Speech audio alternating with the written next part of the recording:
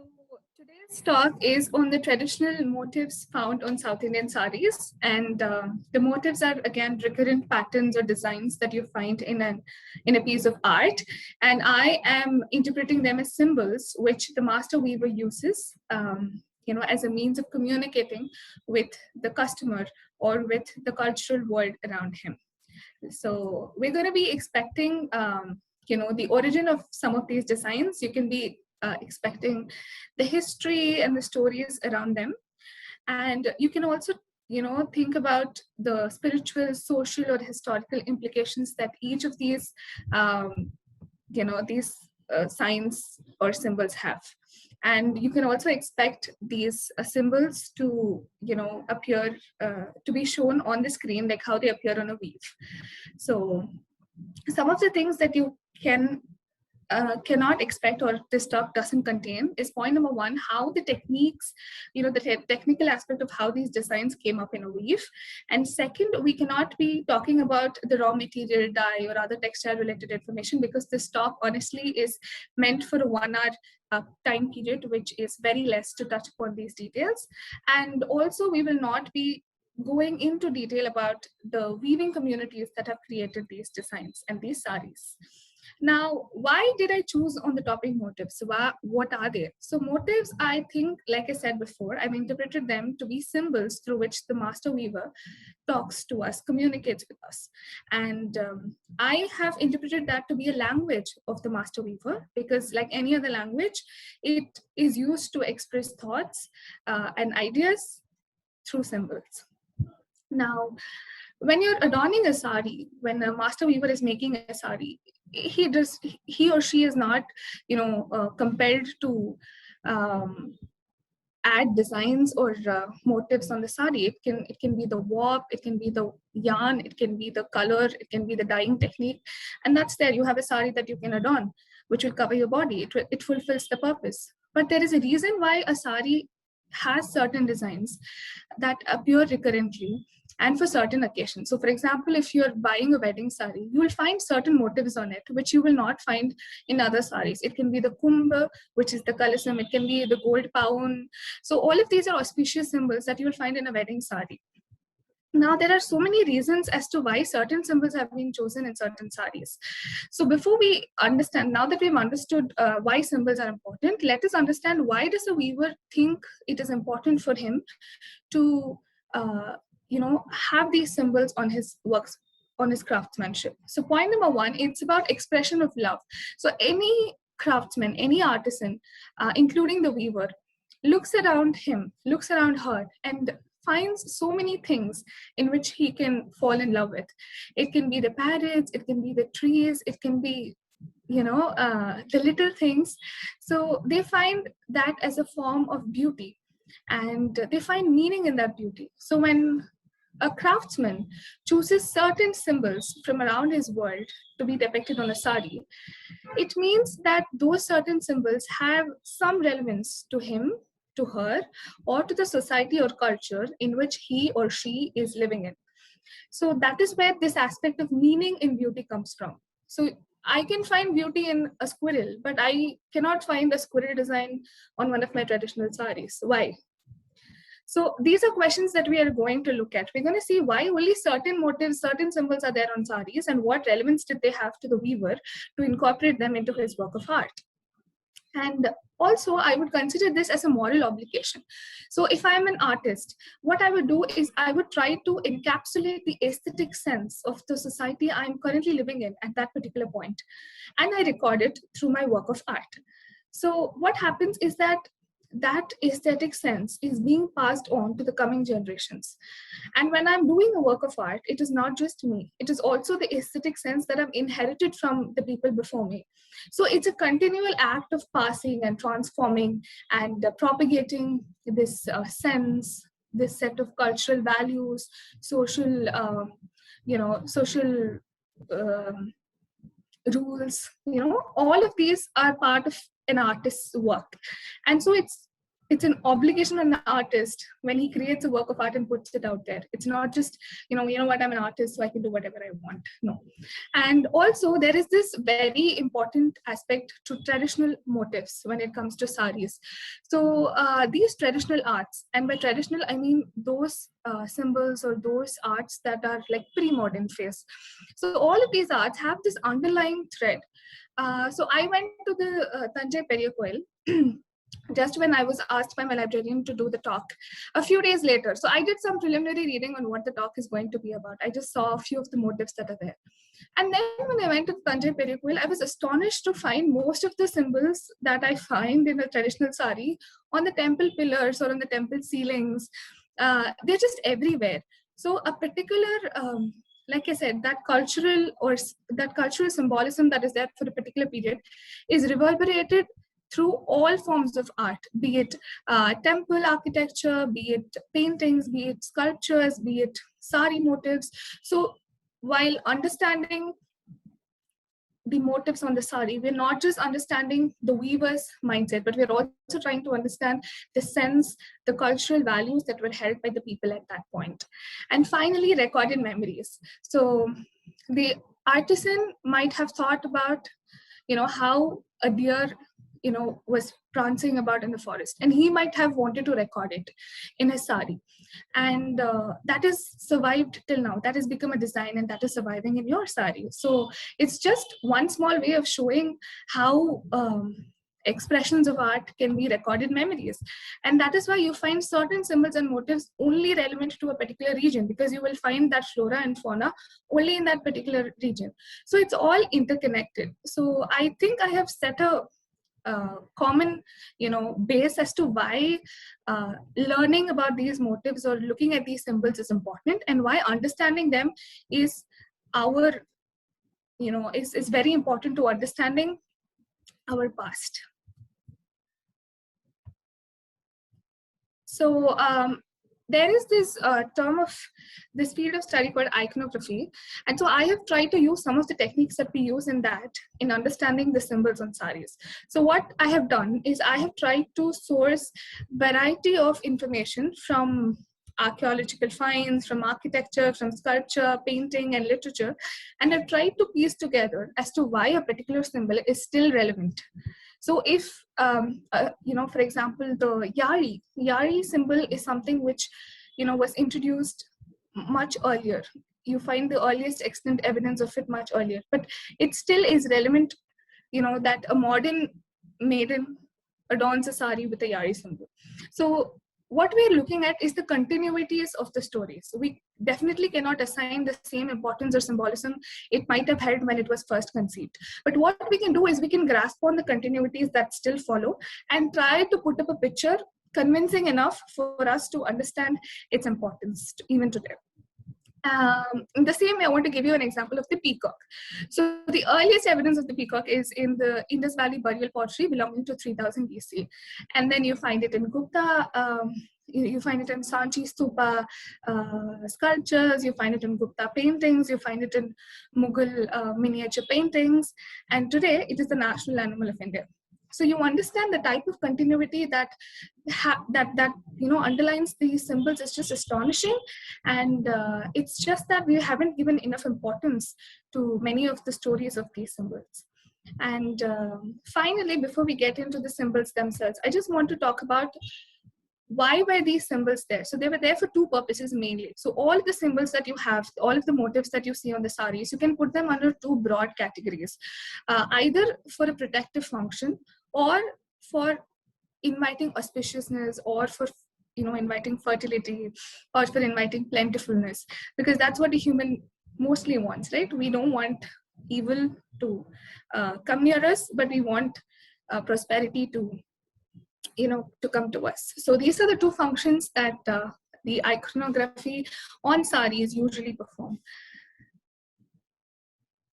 Now, before we get into typical South Indian motifs, I'm going to talk about 13 major pan-Indian motifs which percolate down to all parts of India. So these motifs will be found in one form or the other in some textile of India. And I'm not going to go into the details because the talk is on the South Indian textile part. So I'm just going to touch upon main pan-Indian motifs, which all of us can relate to as Indians. So the first one is the temple motif. To just give you an example of how, the reflection of society is what art is. So this motif has different regional names in different areas, right? So in West Bengal, it's called as the Dhant. In Orissa, North Andhra, it's called the Kumbh. In Tamil Nadu, it's the end piece design, which is Reku. And in Karnataka, the same design is set to, ward off the evil eye. And in Tamil and Telugu dialect speakers language, it is called as the Karavai, which is the saw. So if you look at these, the names that have been attached to this motif, you can see Dant, Karavai, and in Karnataka region where it is used to ward off evil eye as being of the protective function. Whereas in Orissa and North Andhra, the same motif is intended to bring in prosperity and auspiciousness. So it is this regionality that governs most of these symbols. I will try to touch upon many of them, but it is practically impossible to encompass the essence of it entirely in this talk. The next pan-Indian motif that we all know is the creeping vine. Again, it has been found archaeologically from the Barhut and Sanchi stupa railings. And then you also find them in Gupta period temple lintels and doorways. And now also you find them on the lintels of houses when they're being constructed. You have these creeping vine patterns placed on the wooden, carved on the wooden borders of the doors. And also the vine or the lata has always been considered to be a symbol of prosperity for bringing in health. So wedding gifts, or if you're giving any gifts for a newborn baby, it's usually, tied or wrapped in papers or in, that whatever carries the vine symbol around it. So to just show an example, if you see on the left side of the picture, you have in the middle, the vine motif running across the sari. And the next thing that underlines pan-Indian aesthetic sense is, of course, flowers. And the flowers are there both in Hindu as well as Buddhist iconography. And flowers are usually not depicted after the Indus Valley civilization's archaeological records. For example, if you look at these two potsherds, these belong to the Indus Valley, you can see these 6-petaled flowers depicted. But after this, we practically have minimal evidence of depiction of flowers in art and objects. So we find them again re-emerging in the Sanchi and in the Gupta periods. And flowers usually are associated with the feminine anatomy. The number of songs that are there that compares a female to a flower is just, all of us would be aware of it. And also in South India especially, the lemon flower is used as a protection. And during harvest time, especially Pongal, we have our columns, and in between we keep in one handful of cow dung, and we have the pusani poo kept in middle. So it is for bringing in prosperity and good luck. The next symbol is the lotus. And I don't think I need to comment on how important the lotus has become in the current context. But yes, it again has importance in Hindu and Buddhist religious iconography. It is found in sculptures, it is found in literature, and it is also one of the most important fertility symbols that we have.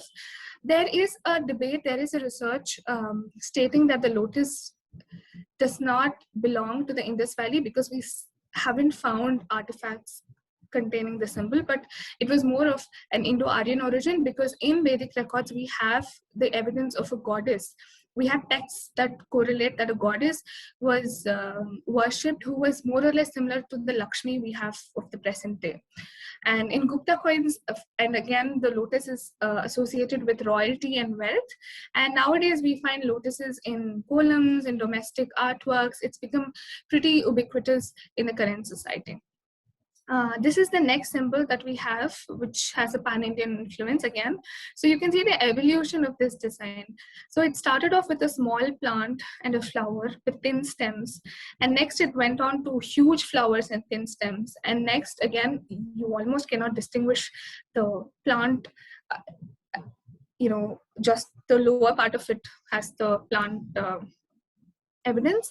And finally, the end one is the stylized form of the kalga or mango motif that you have today.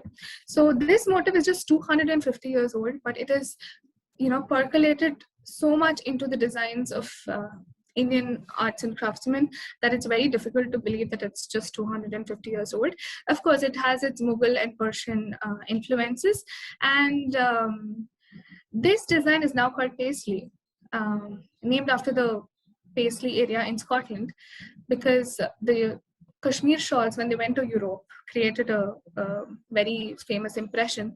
And because of colonial politics, the people at Paisley, started producing these design bearing textiles, and it almost came to replace the original name. It is now called Paisley design. And so this design has become more famous with non-Muslims also because it resembles the mango. And mango has always been a famous motif in amongst non-Muslims in both South India as well as with Buddhists, because Buddhists give so much importance to the mango and the mango trees. And in North Indian folk traditions, treading on mango is considered to be very auspicious. And of course, part of the kalasam, we have the mango leaves which adorn the kalasam. The next common pan-Indian motif is the people leaf. Now these two images, the one on your left is from the Indus Valley seal, where you have two unicorn-shaped animals and people leaves. The one on your right is on a pottery. So here, the people tree is considered to be one of the 5 sacred trees of India. And like I showed you, the earliest depictions are from the Indus Valley, and from then on, it has continued to be represented, in art and architecture. But you also have the people tree as a physical entity in most of the temples and in villages. And also Buddha is associated with the people tree. It is said that he attained enlightenment under the people tree, so it's called the Bo or the Bodhi tree.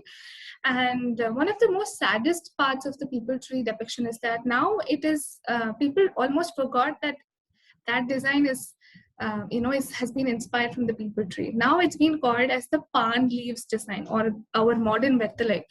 So here you can see how a design's transition becomes. It is evolution, of course, but it is just so astonishing to see the process, to understand the process, because we see the waning of the people tree in importance and the profusion of palm leaf or Vettalai in the cultural context and cultural symbolism. It's a very amazing process. And the next motif that we see is the goose and other water birds. Again, this is one of the earliest examples of where a goose has been depicted on a work of craft. This is from Lothal, Gujarat, belonging to the Indus Valley. And of course, there are other references they found in sculptures, they found in literature, and they have a special significance in Buddhism. But interestingly, in literature, in Kalidasa's Kumara Sambhava, the heroine is said to wear a sari which is filled with these geese patterns. And these geese are called as Chakravaka. And the story behind these animals is that they're very faithful and loyal lovers, and they mate with only one partner throughout their entire life. And if one of the partner dies, the other also dies in sorrow. So that is the love story that encompasses, or that is said in relation with these geese. And of course, this pattern seems to have disappeared after the Muslim rule, but it's especially found in Orison and Tamar saris. The fish, again, a symbol of abundance, a symbol of prosperity, found in early Indus Valley pottery. And the Matsya Avatara of Vishnu is it is like a well-known story of how the fish is important to Indians. And also, archaeologically, it's also one of the earliest numismatic symbols that we have. And wherever fish is abundant, you will have the fish motif percolating to almost all aspects of life. And that's true with Orissa and other coastal regions. So you will have a lot of these fish motifs there. Now, the elephant is the next motif. And again, this is an Indus seal in which you have the elephant. And it's also appeared in Buddhist and Hindu architecture and symbolism. It's very important for both those sects. And it's always associated with royalty and regal power.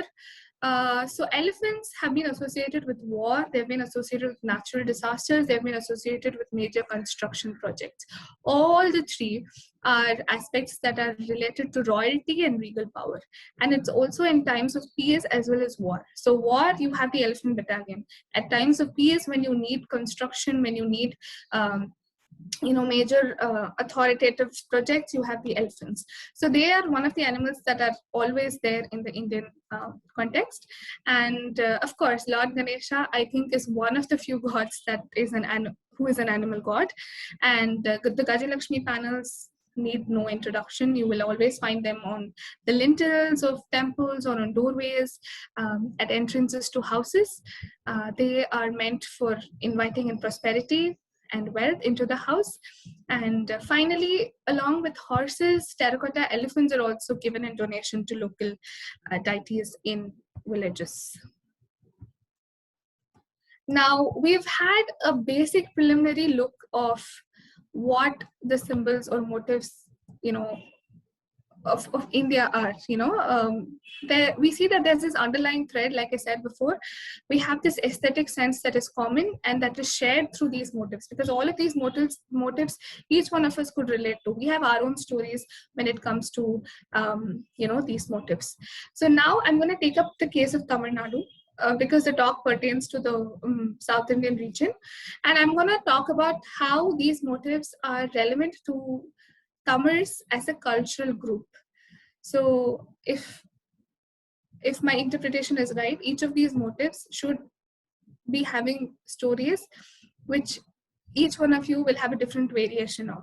So I've chosen such motifs that are really popular and that are really ubiquitous in the Tamil social, world and atmosphere. So, like I said, when I went to the Tanjai Periya Koil, so these are the paintings from the Nandi Mandapam on the ceilings. So you can see these beautiful blue paintings, and on the four corners of the ceilings, you can see these different motifs. So here you have a woman, here you have a double-headed swan. Here on the left is the Annam motif that you find in the sari, and on the right is a depiction of a parrot. And this is another parrot, and on the right you have a double-headed eagle, which is the Gandaberunda symbol, which is found on one of the paintings on the ceilings. So like I said, the weavers have always used the natural world around them for inspiration.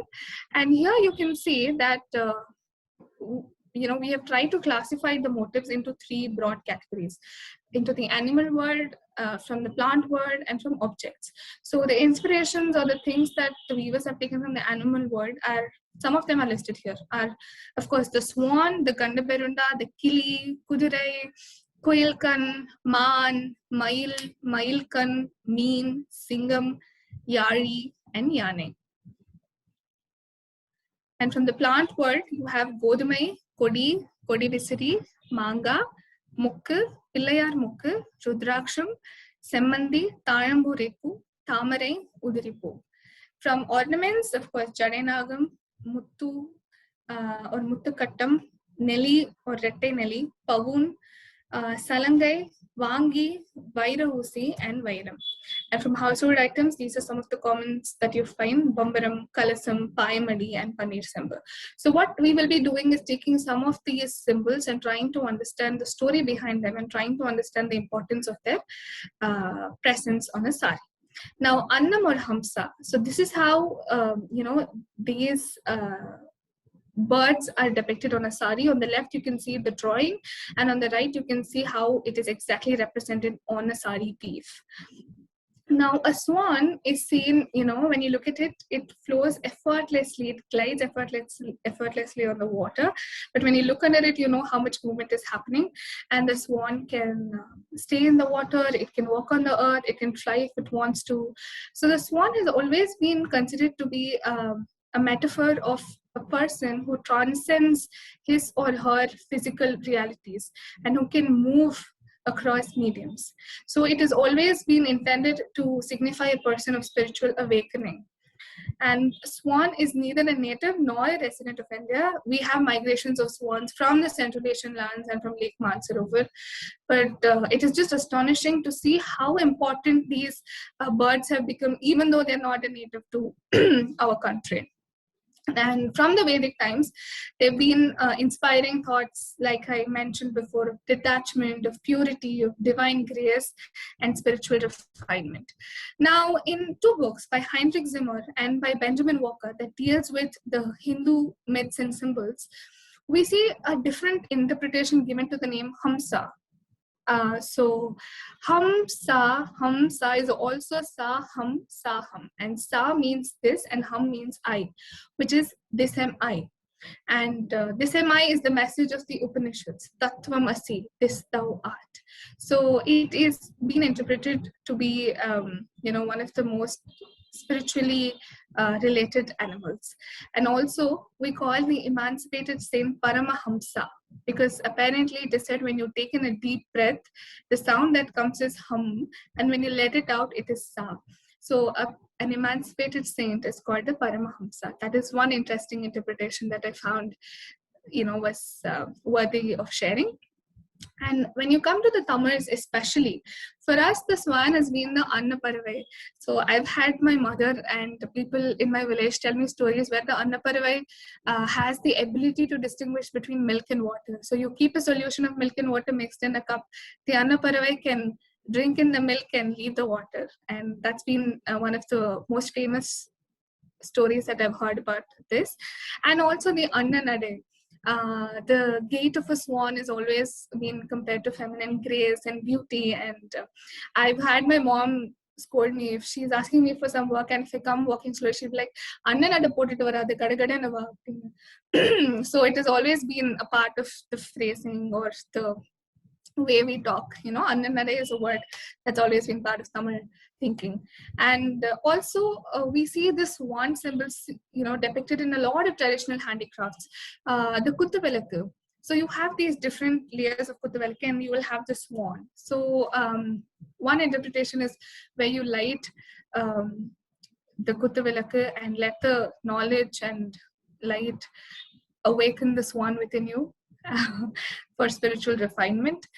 So, and in a weave, the swan is always seen in the border, and when it's seen in the border, it's seen in a linear composition, or they're seen as booties. Booties are basically blotched patterns throughout the body of the sari, and one distinguishing aspect between the swan and the peacock, because they're more or less similar. So the swan has this very elongated beak, elongated beard-like thing hanging from the beak, which can be seen in this picture. So you can see beneath Brahma, you can see that elongated beard kind of thing hanging from its beak.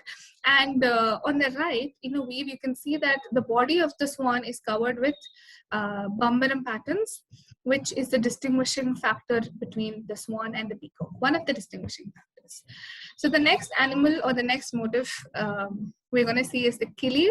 And in Tamil, of course, we have many epithets for the kili. It's said to be the Kunji Pesum kili, it's said to be the Panjavarna kili. And kili has also always been, a symbol for union, for longingness, for desire, and no wonder, because it is apparently the Vahana of Lord Kama, who is the god of love and desire. And we also see it as, representative of fertility and creation symbols. So the Maithili people of Bihar, they draw parrots on the walls of the bride's room to induce fertility, to induce the sense of union and love. And there are also these Kilikani songs in Tamil villages. If you go about Tamil villages asking people what are Kilikani songs, so Kilikani songs are basically songs sung by maidens in praise of the Lord Muruga. So I'm just going to quote a couplet from those songs. It says, Valli Kanavan Peyarai Valipokan Sonnalum Ullam Kurayodadi Kiliye. So we see that Kili has always been a faithful listener of the longing or the yearning of a lover. And in a lot of literary contexts, be it in classical Sanskrit literature or be it in Tamil literature, you will have this setting where the lover will talk to the parrot he or she will say, I'm in love with the other person. And sometimes what happens, this conversation happens in the night, and the kili, being the faithful listener and imitator it is, spells it out in the day, and it has been a set for embarrassment for the lover who has confessed his or her love. So this is a very recurrent literature seen in most of Indian texts. And then our very famous Andal, the 10th century Tamil saint, has a kili on her left shoulder. The story goes like this. So looking at Andal's pure and plentiful love, Vishnu wanted to give something to her in return. So what he did was he transformed his flute into a parrot and made it fly to Andal, and it has stayed forever on her shoulder from then. So also associated with Madurai Meenakshi Amman, there is this Kilikudu Mandapam in Madurai Meenakshi Amman Koil, where all the parrots in the mandapam are asked to recite the name of Meenakshi. So in these two contexts, we see Kili as a symbol of love between the divine and the mortal. And Bhakti saints have also used Kili. For example, in Tiruvasagam, we have Manika Vasagar dedicating a para to his favorite lord through the Kili. You know, he sends him as a messenger. He says, Kili, go and sing the praises of my lord, and similar verses. Now, parrots are also the vahanas in which goddesses are being taken around in the temples. And one interesting aspect of the Egambranada temple in Kanchipuram is that there's one stone panel on the floor of the temple from which you stand and you see the Lord. So that's just before the Mahanandi. So there you have this Kili stone panel just beneath your feet. So it might indicate the place where Shiva and Parvati come together, or it might also indicate your union with the Lord when you see him. So this is the panel which I was talking about, which is there on the stone relief in the floor of the Kanchipuram Egambranada temple. Now the next symbol we're going to talk about is Ganda Berunda. Ganda Berunda is a mythical double-headed, three-eyed composite animal, and it is also the official coat of arms of the Mysore Maharajas. So the story of Ganda Berunda is very interesting. So we all know the Narasimha Avatara of Vishnu. So after he vanquished the evil demon king Hiranyakashipu, his anger still did not cool down, and there was this threat of him vanquishing the entire world. So what Shiva did was that he took up a half bird, half animal composite form called the Sarabha to battle out to Vishnu and to calm down, or to just to ensure that the world is saved. But Vishnu, to battle Shiva, who was half animal and half bird, took up this double-headed eagle form, the Ganda Berunda form. And the fight was, equal, and it never showed any signs of coming down. So what Prahalada did was he interceded and pleaded on behalf of the world to Vishnu. And only that is when Vishnu, calmed down his anger. So this is the story behind it. And he still gives darshanam to his devotees in the Sri Ugra Ganda Berunda Narasimha form today. And this Ganda Berunda symbol appears in a lot of civilizations. For example, in the Byzantine Empire, this emblem occurs, and it is the king's way of proclaiming his power over both the religious as well as the secular powers. And even when it appears in the West, in the modern context, it stands for dual power. So we see that this emblem has captivated a lot of people across civilizations. Now, in a weave, it does not appear too often, but whenever it appears, it's beautiful, majestic, and it gives off that power of authority and royalty. And it is one of the traditional motifs that adorns temple saris and royal saris. So the next motif we're going to see is the Kudurai. And of course, Kudurai stands for speed, nobility, courage, and grace. But there's also this very inherent, untamed spirit, wilderness that seems to inhabit the horse. I have noticed it even when, I've seen horses in a farm, or even when I come across horses in the beach. It seems to me that they can just throw off the person who's sitting on them and run away, gallop away any moment. So there's this sense of unpredictability with them.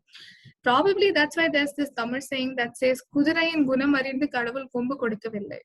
So yes, talking about the various symbolic associations of the Kudurai and its stories in Indian symbolism, we have the Uchai Sravas, which is a white horse with magnificent wings, which was one of the products that came out of the churning of the ocean. And Indra wanted to have the horse for himself, but it is said Brahma relented and said no. And so what he did was he cut the wings of the horse and gave it to the service of humanity. And the next, so this symbolism is used to talk about how the untamed spirit can also be tamed by the right people for the right purpose. So that is a spiritual implication of this story. And also we see this mental image of the sun riding the chariot, the multi-chariot white horse, and galloping across the skies.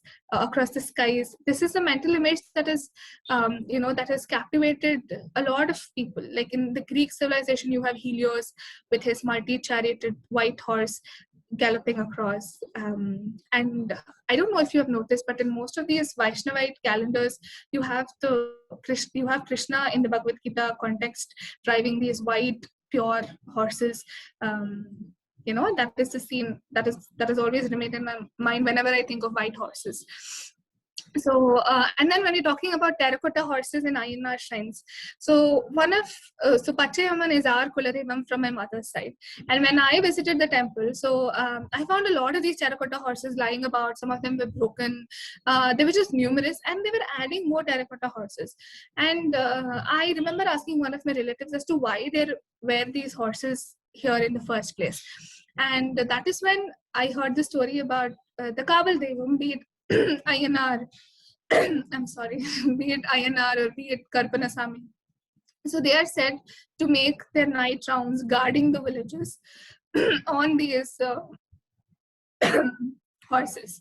And so people donate horses to these Kaval Devams for one, thanking them for their services, and also for pleasing or appeasing them in gratitude as well as for appeasement. So all of these horses that are being donated are said to, accompany the Lord when he is guarding the temple or guarding the village. Now, the Dasavataram, of course, the upcoming incarnation of Vishnu is the Kalki Avataram, is said to grace the earth on a white horse. And in a wave, you see that these horses appear on the headpiece of saris, which is basically the talepu or pallu part of the sari, and they are in a linear composition again, but they have one leg raised, probably to imply movement. You have these horses galloping here. The next important motive is the peacock, and it's when you look at a peacock, I think it's one of the few birds and animals that have been, inspiring beauty and idealizations of beauty through every organ in its body, be it its eyes, be it its slender neck, be it its graceful body, be it its feathers, the different colors, hues. It's a symbol of beauty in itself.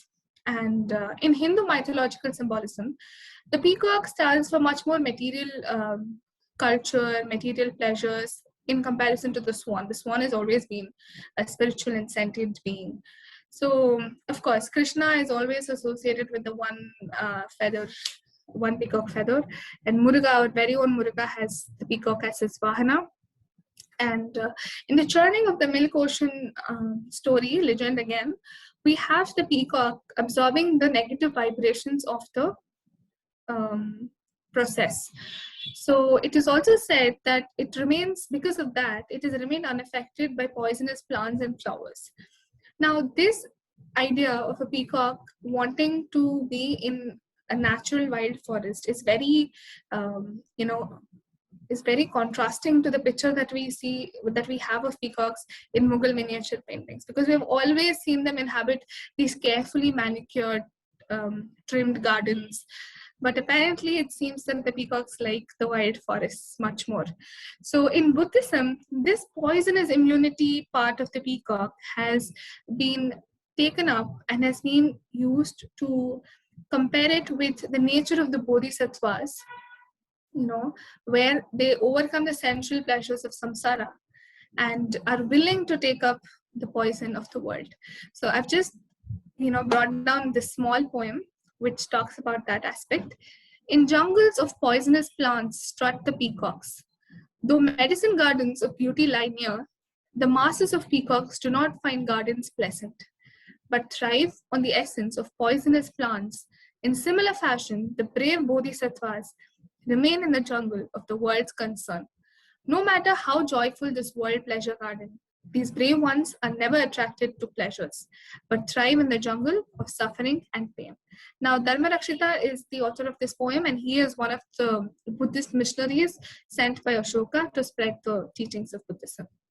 The next, okay, and there was this another, so when you're talking about peacock in a textile design, the mile curve of the peacock is very important when it comes to dyeing, because you have this beautiful shot of green and blue in lustrous sheeny texture on a textile, and it's just mesmerizing. And you also have the Mailkan pattern of the peacock, which has been inspired from this animal.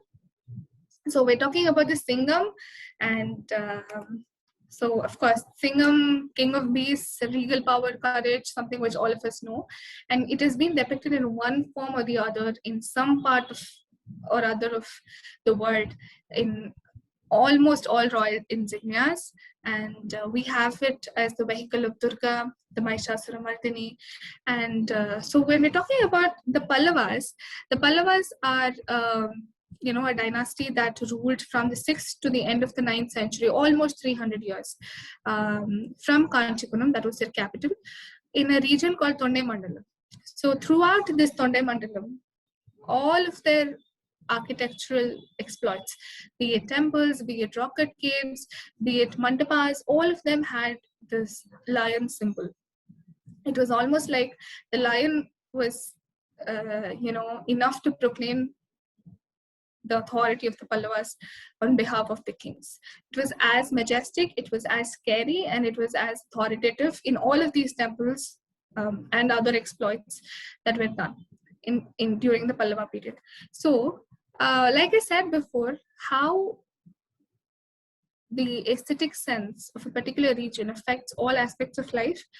So definitely all of these lions in these architectural architectural complexes must have had an effect on the people who inhabit the region. Probably that is why even till today, the Simha motifs are found especially frequently in Kanchipuram saris than in comparison to other saris. So you see these continuities, and it's really fascinating. And of course, when we're talking about the Savataram, we have the Narasimha form. Nara means human, Simha means lion, so this half human, half lion form of Vishnu. And the Vijayanagara Empire have taken a partial fascination to Narasimha, because we see a lot of these sanctums in already established temples dedicated to Narasimha by the Vijayanagara Empire. And in the weave, again, they're used as a linear design, both on the pallu as well as on the border. So the next motif we're going to be touching upon is the Anai. Again, royalty and regal bearing, also a symbol of longevity, memory, wisdom, and powers of protection. Like I said before, Lord Ganesha is one of the few gods, few animal gods that we have. And again, in the churning of the milk ocean legend, we have a 3-headed white elephant called Airavata coming out of it. So Airavata basically means moisture, the one who was created out of moisture. So Indra is said to have laid claim over this elephant, and he is considered the god of thunder and lightning. So the Gajalakshmi panel, we have the Gajalakshmi seated, and we have the elephants showering on the goddesses on either sides, which invites prosperity again to our households. And in Hindu temples which have so many restrictions on aspects of pollution and purity, elephants somehow found a place for them.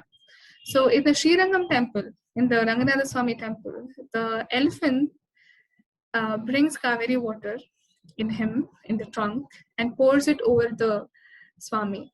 And during that act, both the devotee and the elephant bow together to the Lord. And even thinking about such a scene just gives me goosebumps. So we see that the elephant has been an animal that has been accepted into the folds of Hindu temple rituals. And in temple sculptures, again, we find elephants at the bottom of the temples, usually in the plinth.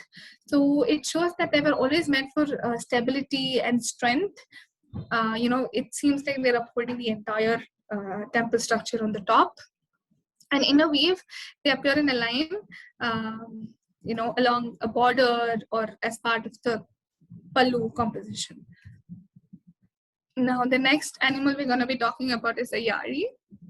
Again, it's a composite animal. You can see that the bottom part of it, the body is that of a lion, and the head is part of an elephant. So you have the trunk or the tusks, and as is seen on the left side of the screen, this is the Kailasanatha temple architectural shot where you see the yari very prominently holding their place.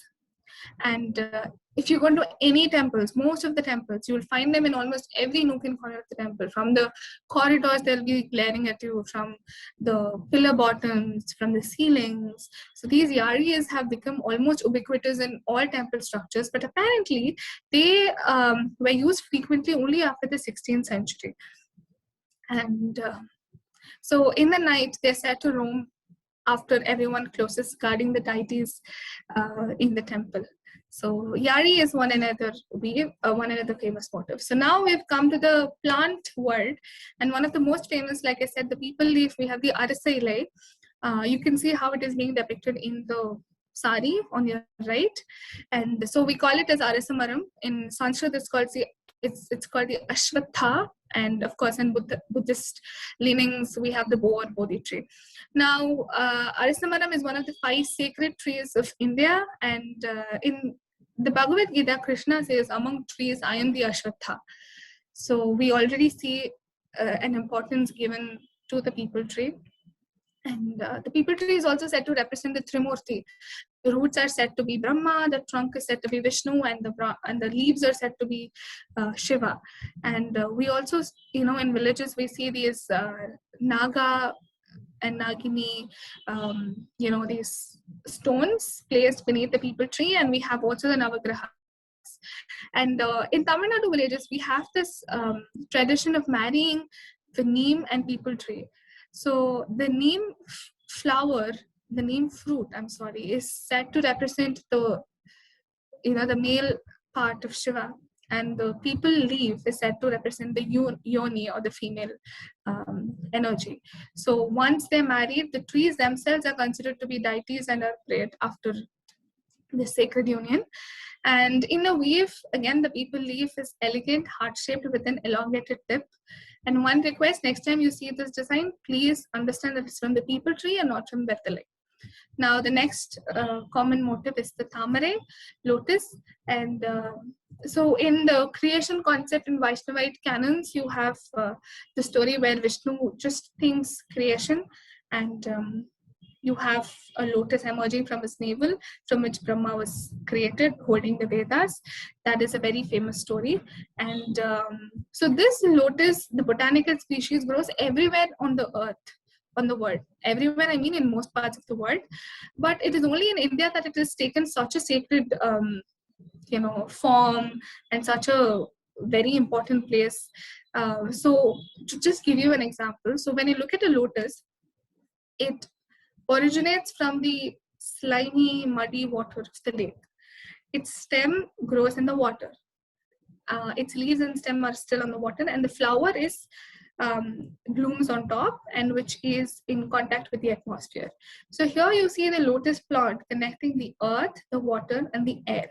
So this feature of the lotus plant is used to explain how humans, even though we are born in such unfavorable conditions towards spiritual enlightenment, should try to overcome our physical reality and try to grow and give off that purity and essence, like how a lotus gives.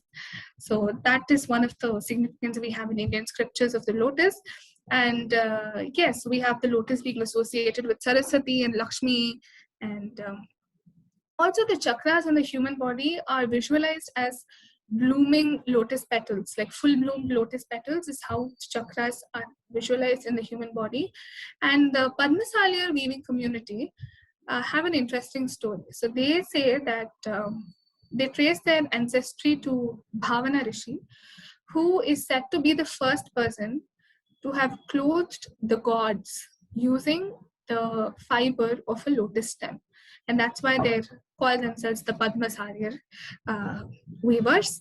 And in a weave, usually the lotus is not shown like how it is in reality. It is shown as, uh,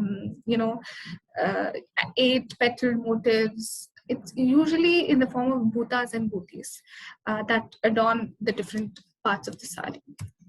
Now, this is how it is. So if you can see in the left, you can see how it is being depicted. Now, the Kodi and Kodi Visiri pattern. So the Kodi Visiri is basic. See, if you look at the picture, the Kodi is basically the creeper. Kodi Visiri is when the creeper just, turns inwardly and becomes a fan type of shape. So these two patterns are, of course, feminine symbols. Their clinging quality is what is indicating of their motive for love, because they cling around a tree, and it is usually used as a symbol for love and union.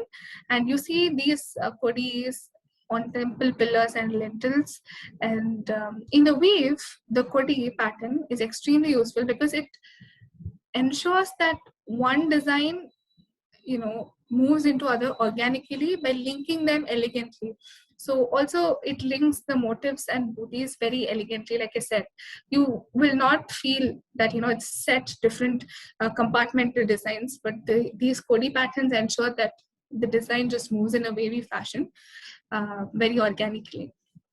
And now the next is the manga, the mambaram or the manga, you can call it. So it is a symbol of abundance, auspiciousness, and fruitfulness. It is sacred to both the Hindus as well as the Buddhists. So manga is a very essential, the mango leaf is a very essential part of the kalasam or the nerakudam, like we call it, which is again a symbol of auspiciousness and prosperity. And mango leaves, of course, are used they're used to adorn the gateways, adorn houses, adorn entranceways when there's a function or a celebration. And the mango leaves are also used to offer libations when a yajna is in process, because apparently the mango leaf is said to represent Shiva. So the mango leaves are what are used to offer libations. And in Kanchipuram, we have the specimen of a twisted mango tree, and it has a very interesting story. So Shiva and Parvati were playing a dice of game, and Shiva curses Parvati in a peevish fit of anger during the game that she will be born on the earth as a mortal. So what Parvati does is that she builds a sand lingam beneath a mango tree and continuously offers puja to it. So Shiva, wanting to test her devotion, what he does is that first he sends fire to scorch the tree, but Parvati manages to escape that ordeal. And next he diverts the river Vegavati, though some sources say Ganga, to flood the sand lingam. So Parvati hugs the sand lingam tightly, and Shiva, overcome with astonishment and happiness, seeing Parvati's devotion and love, he comes down and he marries Parvati beneath the mango tree. So in the Kanchipuram temple, this mango tree holds a very important place. And in a weave, we already saw the Kalga motifs, right? So those are elongated, thin, stylized shapes. But in a weave in South Indian saris, we see that the mangoes are much more stockier and broader and more rounder, and they're very popular with Sungadi saris. Now, I think we're going to deal with these associated small designs, abstract designs from plants. For example, on the left, you have something called the Pillayar Mukha, which is basically the temple motif, the Tayambu Reku motif, but if it's stouter and if it's stockier and it resembles Pillayar. So that's why it's called Pillayar Mukha. And on the right, you have Malli Mukha. You have these Malli flowers. So it is said to be representative of it. And yes, when we are talking about those Rekus, we're coming to Tayambu. Reku. So we all call it the temple design or the Gopuram design, thinking that it has been inspired from that. But apparently, these designs are called Tarambu Reku and have been inspired from the Tarambu, which is again a sweet smelling flower, which is used in perfumes and in attars. Some women also adorn it in their hairs.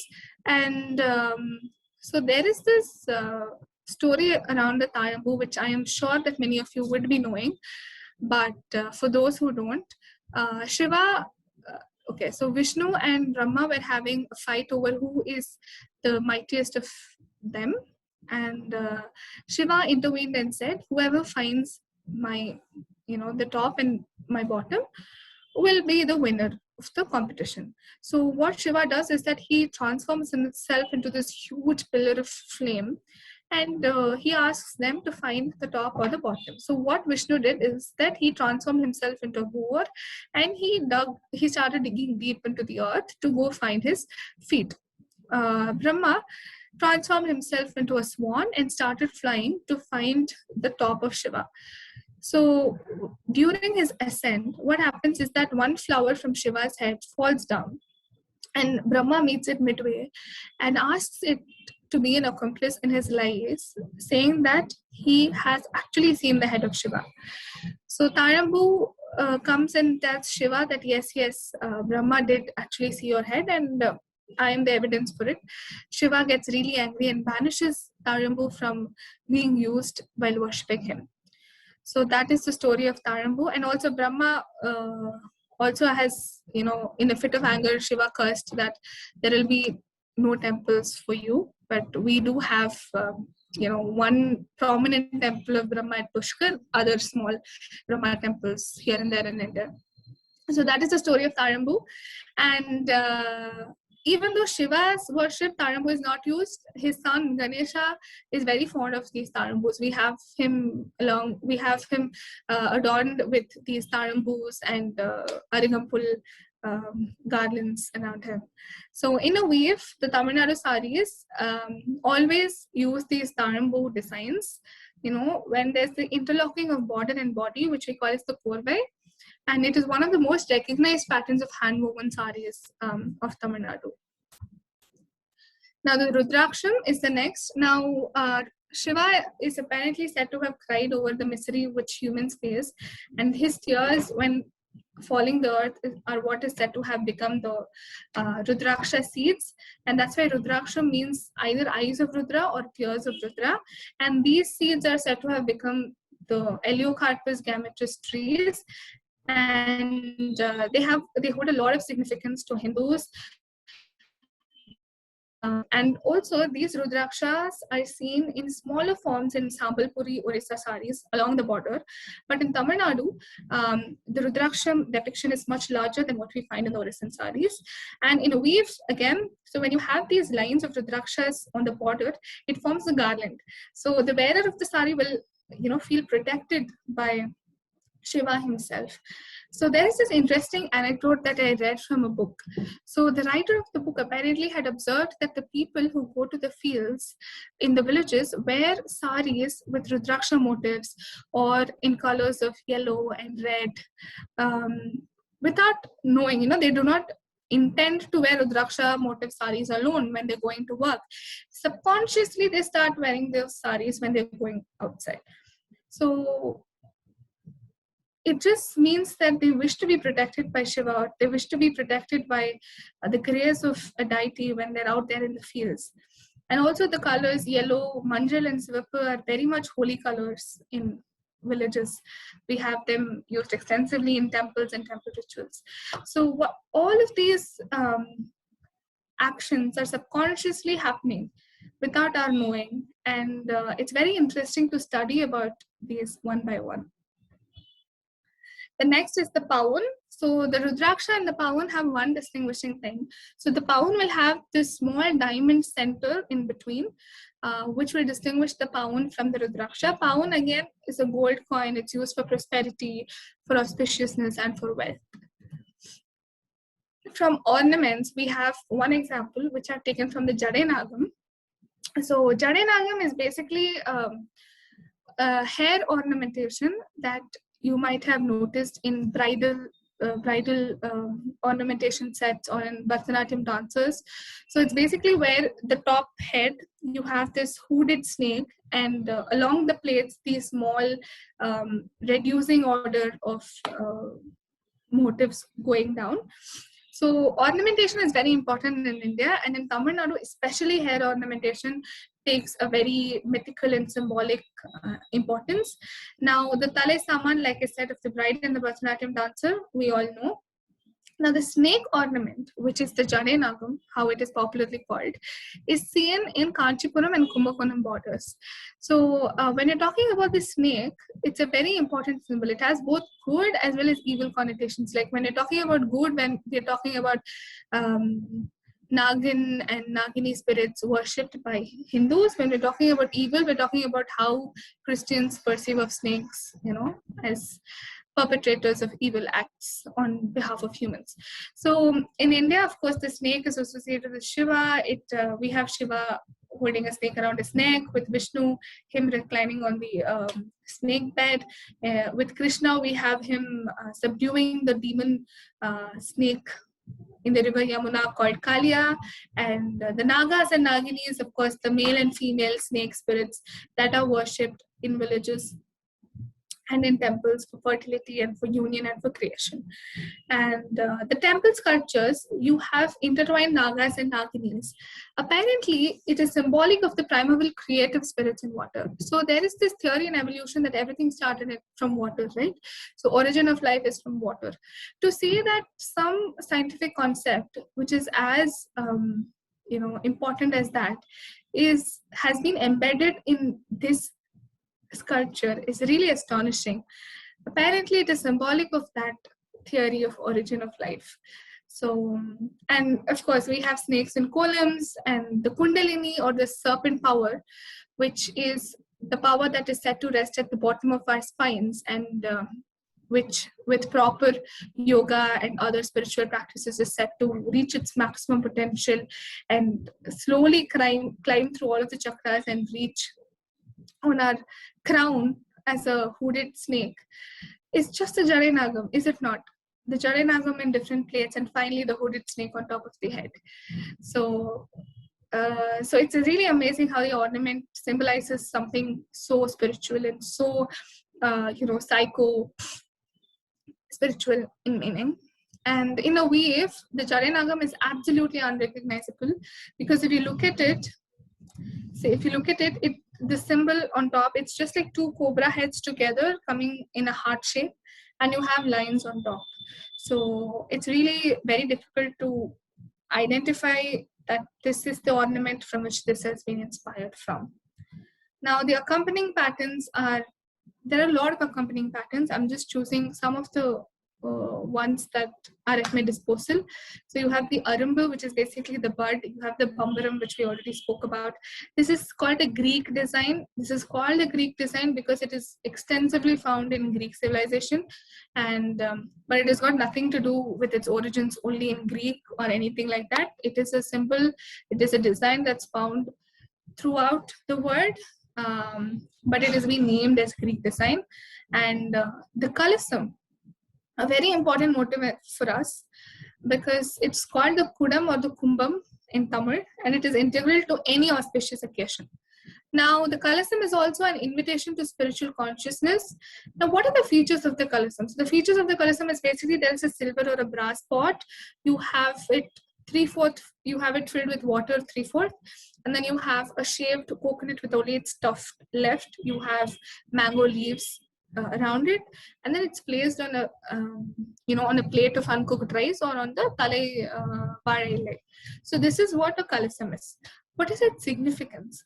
So the water within the sombu, the pot, is said to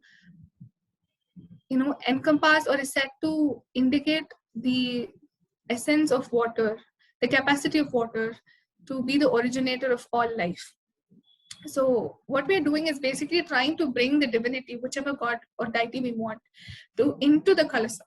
So we have it in the water, because water is the origin of everything. It is also said to encompass divinity. The coconut, which is placed on top, is connected to the water through the water within it, and also indicates the pure self that is encased in a mortal shell. And the leaves, they invite plentifulness, and the rice again stands for auspiciousness. So there are just, each of these aspects have their own significance. When they come together, they have a different connotation. So all of these features together, this composition is called as the Nerakudam. And the Kalasam also sits on top of the Vimana, just like how we have the Amla sitting on top of the Shikara of North Indian temples. In a weave, we have these, So in a way, we have these Kalasams either filled with flowers or it's depicted on its own, as a pattern itself. Nowadays, we have them, appearing as bouquets and appearing as a pot of flowers in the pallu design of Tamil Nadu saris. Now, this is the Muttukattam. This is the Pai Madi, which has been inspired by the basket designs. This is the Paneer Sembu, which we use to invite guests for a particular occasion inside the house.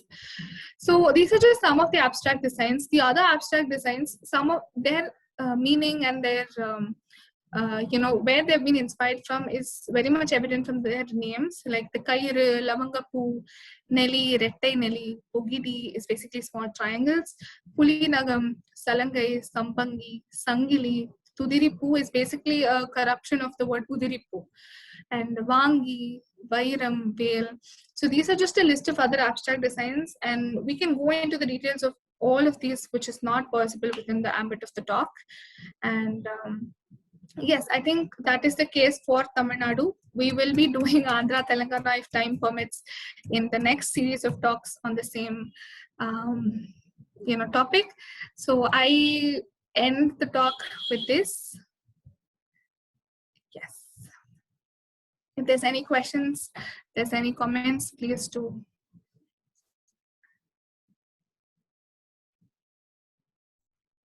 Hi, that was really well researched. Did you go to any weaver clusters and have a talk with them? Like, how did you understand that these were the origins of the motifs or designs? Okay, 1 minute. What I'm going to do is I'm going to share the screen, and I think I missed out that. Yes. So these are, if you can see my screen, these are the references that I've used, and these books are available from, available in Dakshina Chitra's library. So if you look at these sources, all of them are primary. Hi, sorry to interrupt. Your screen is not shared. Like, I cannot see the screen. Sorry. Is it okay now? Yeah. Thank you. So if you look at the references, all of these books are what has been used for making the material of the talk. And when you go through the books, each of the authors have, interacted with the weaver clusters. They have interacted with, apparently the Tamil Nadu Weaver Centers are doing this initiative of reviving these designs. So they are taking these weavers to temples. They're taking these weavers around temples and making them get inspired through the designs that are there in temples. So most of this is based on primary research. It is also, it has also been based on the stories and everything else that has been associated with the Tamil society for all this while.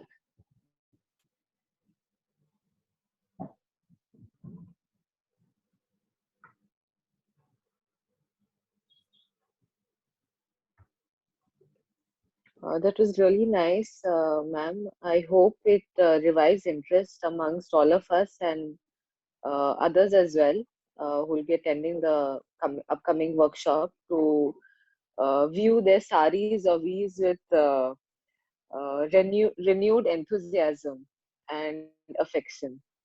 Thank you so much, Kasturi.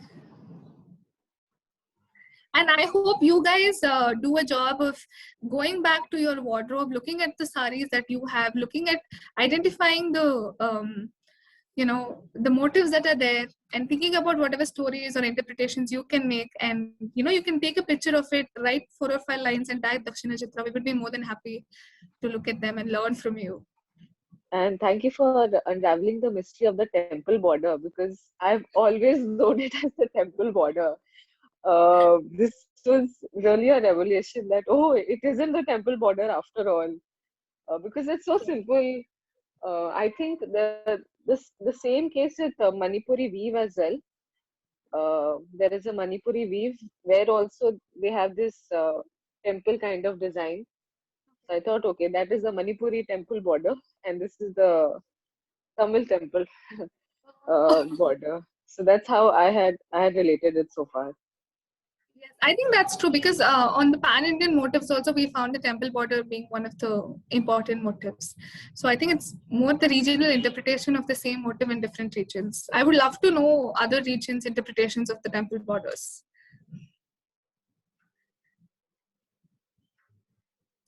Thank you, Ranjini Gopalaswamy, Devankita Das. I would also love to know more about Andhra and Telangana. Thank you, Prashu. Thank you, Ranjini Gopalaswamy, ma'am. Thank you, Gokul Karthikeyan. Okay, there's a question. Thank you so much for the presentation. When our ancestors left us so many things to get inspired, what do you think we should leave or we can leave us for our next generation? That's a really good question, Gokul, because I wanted to talk about this. So nowadays I see saris having airplanes, I see saris having cell phones. There was also the sari that I came across one website which was called a Malala sari, which had the face of Malala Yousafzai.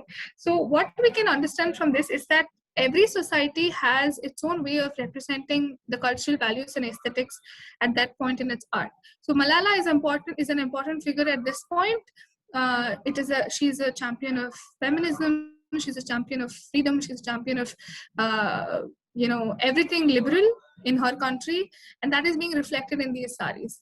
So I think what we are going to leave for the coming generations is something which we really need to think about very deeply, because if not a good and better environment, at least a better aesthetic and cultural sense. That's how I would put it. Thank you, Gokul, for that question. Thank you, Sahana. Aditya Varshini, thank you. Hema Subramaniam, thank you. Felt like a walkthrough on my syllabus, connecting mythology and motives. Thank you.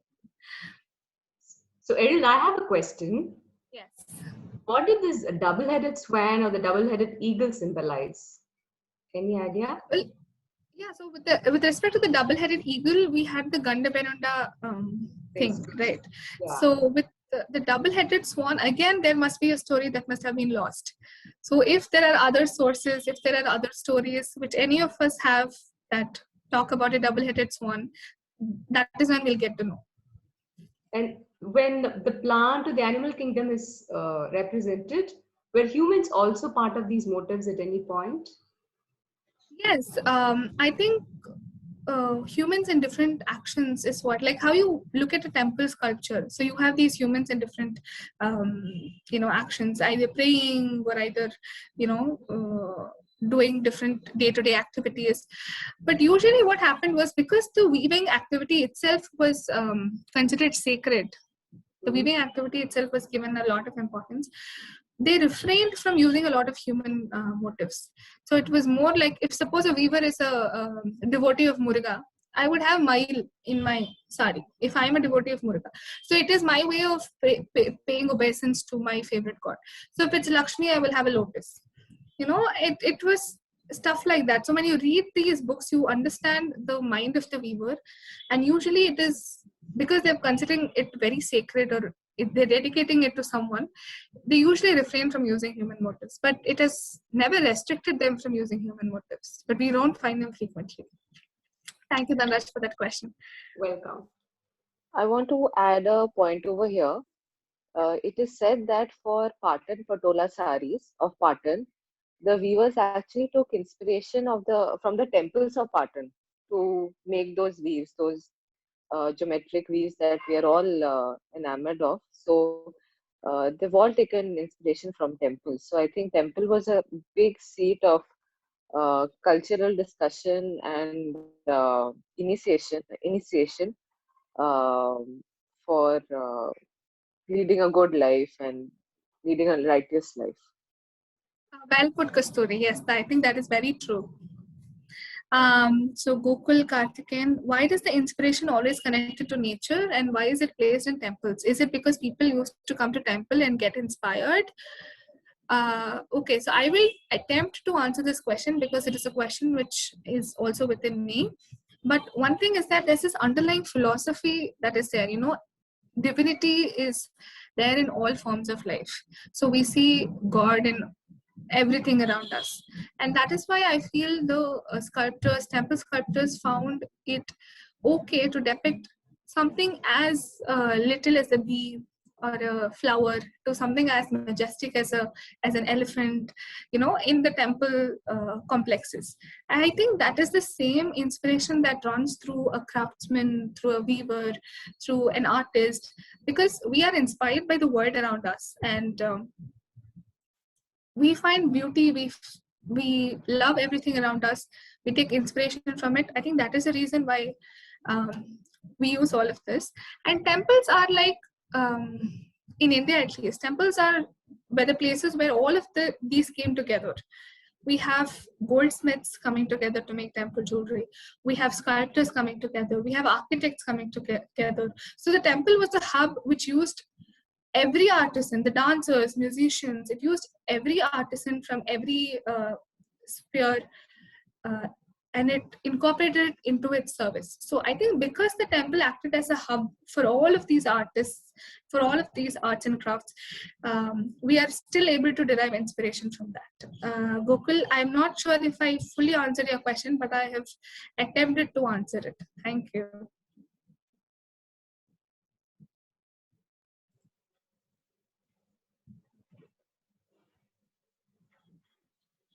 Do we have any more questions?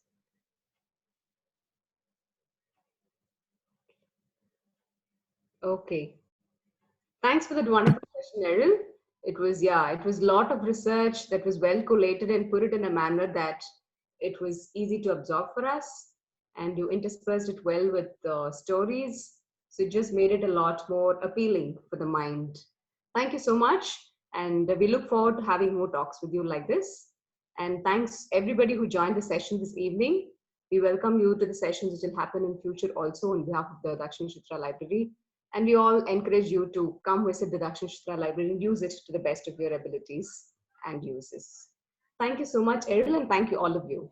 Yes, I'm really sorry, but I think I have one more question from Yes, we have a Gokul. question. Let's take it. Yeah, so do we have any museum in Tamil Nadu where we can have a look at all of these motifs or saris? Okay, so Dakshin Chitra had a sari exhibition. This talk was idealized on the lines of the exhibition, and that is why the pictures in the presentation you must have seen is not very detailed, because the idea was that people would sit for the talk and then they'll go visit the exhibition and look at the motifs and designs in person. So I think one place is Dakshin Chitra. We have exhibition of saris. There are also these weaver trading centers that host, you know, tours, public tours, which, you know, will explain the different motifs that are there, the different saris that are there. You should go to Kanchipuram. There are a lot of these weaver societies that will accommodate tourists and inquisitive people like us looking out for information. So yes. Thank you. Thank you. Yes. So I think we can wrap it up. Yeah. Thank you, everybody. Thank you, Errol. If we have any question, we can take one or two. If not, we will wrap it up. One or two questions.